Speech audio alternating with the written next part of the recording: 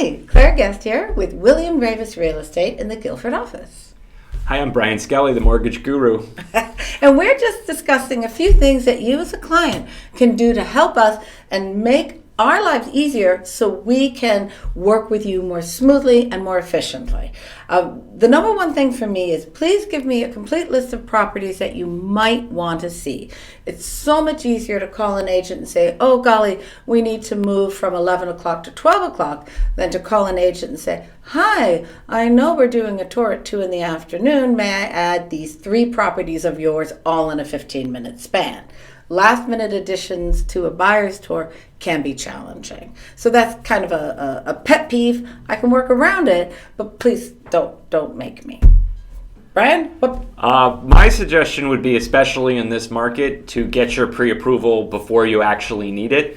There's a lot of folks that are scrambling to get pre-approvals at the last minute, and I'm happy to accommodate those requests when I can, and most of the time I can.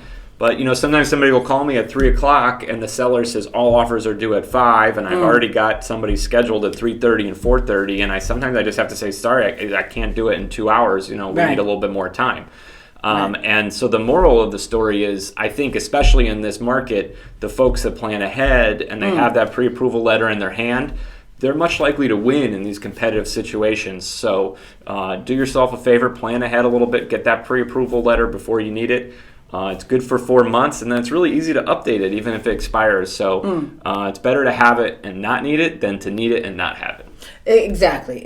And the same thing, if you know what you want, you know exactly what you want, please describe it to me. And anything you have that's a deal breaker, some people don't like a well, some people want a well, please let me know before I start searching for homes, because I can easily eliminate ones with a well, with an oil tank, solar panels already attached to the house. Some people love them, some people don't. Give me as much information as you can, and it will help me help you.